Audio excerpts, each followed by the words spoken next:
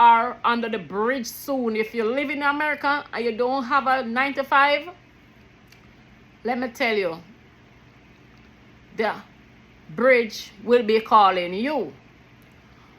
And you're living in Jamaica, you can survive, guys. I'm telling you, living in Jamaica without a job, you can survive. In America, if you don't have a 9 to 5 of a job in America, you will not survive. Because this country, you have to pay your tax, you have to work, nobody give you nothing here. Nothing you don't get from no one here, because them USA, where them always a call and say send this and send that. In America, the US them hard fi come. You have to work hard. You have to work 2 jobs to see US. And sometimes when you're working 2 jobs, you still cannot see any money. You just have to be paying bills behind bills and bills behind bills. So living in Jamaica, guys, you are rich. It's only thing that they want is like more jobs, more opportunity. But even though you still have the jobs out there, a lot of people still don't want to work. And then you have some Jamaica come into America and come here with the same mentality, don't want to work. You put up some of them under your shelter and your housing, and they come back right here with the same mentality, believing that they can survive without working. But that don't go on in the big United States. You have to work, and you have to work very hard, 2 jobs to survive right here. So a lot of people will get up and talk down on the Prime Minister and speak a lot of about the country. And let me tell you something, guys. Let me tell you, a lot of Jamaicans come here live worse than how they was living in Jamaica, and nobody complain. A lot of Jamaican leave Jamaica and come here and live worse than how they were living in Jamaica, and they will never complain. And while they were in Jamaica and they were living that lifestyle, they're quick to point finger on the government. Yes, they're quick to find finger on the government, but they will go into another country and they will accept anything that it shows to them. Yeah, so living in Jamaica, you're rich, guys. You're rich. A lot of people right now living into United States, leave Jamaica and living into the United States, can tell you that Jamaica is better than living in United States. The only thing is here is jobs, and those jobs you have to work twice as much to pay these bills here, because in Jamaica you can owe your landlord. You can thief look light over there, so you can get look water over there, so you have water out on the street where government provide in your community for you to get water. You know, that don't happen in America. That doesn't happen in America. If you're living into America and you owe your bills, you owe your light bill, you owe your rent, or you owe your mortgage. So you owe your rent, because not everybody can pay mortgage, right? So you owe your rent. You only can owe your rent for 5 days. After 5 days, you have late payment. And another 10 days from that, your rent haven't hit that account to pay your rent. You find eviction note sticking on your door, in which you're living into Jamaica and your landlord come, you can't hide out your landlord. You can't hide out your landlord. And told Jamaican people, them big and bad and bold, your landlord come for your collect your rent, them all run them from them doorway.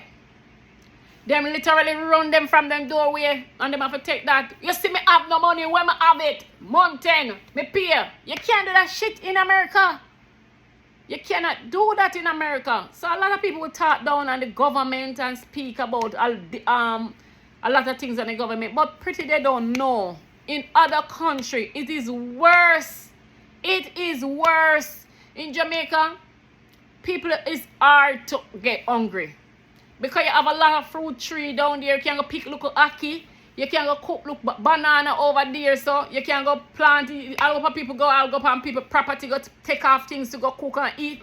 You don't get those things happening to America, darling. Into America, it's much harder. You have to have the money to go and buy those things. Because in America, people love to sue. People love to sue into America. So in America, living into America, it's hard. It's very hard, guys. It's harder than Jamaica. It's hard. So sometimes when somebody will eat you up and ask you for something, and you say no, you don't have it, or they will like, and she there in a foreign, and she there in America, and she can't find $50, and she can't find $100. Guys, let me tell you something. Those $50 and those $100 are to find. You have people working right now for $10 an hour. You know, I still have a big rent at $1,000 a month. You know how much hours they had to put in to pay those bills? You know how much hours, how many hours they had to put in to pay those bills, plus rent coming, light bill coming, water bill coming. I'm telling you, in Jamaica, you can get a little roast round there, so you can go see all the capture land there and put up a little structure upon it and say, yeah, I say you live. In America, you can't do that. You have to see the people in property and leave that alone. Yes, as you see, all sorts of people coming down on you. You can't have your family yard and drop up another one room in your family yard. In America, you don't really see those stuff. You don't see those stuff happen in America. So guys, be grateful. Jamaica is beautiful.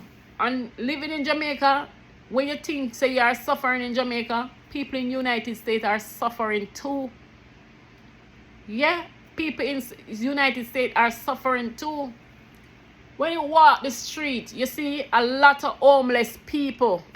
A lot of homeless people on the street. Government provide shelter for them. The president provides shelter for them. But they're not staying in there. They go out on the street side and beg the same just like a Jamaican. You see all those stuff happening here too. So not because you find yourself sometimes it's rough. It's rough everywhere, not just Jamaican. So when you get up every day and bash the prime minister, bash Andrew Holness and say this time hard and they can do this and they can do, those are all a bunch of promising until they sit into the seat that Andrew Holness sit into. You hear? When they get up and they're promising, guys, don't be a fool. It cannot work. It cannot work. Those are all promising. Those are our promises until they sit into the seat that Andrew Holness sit into. So you are rich, guys, living into Jamaica. People out there in the United States are living worse than you guys in Jamaica.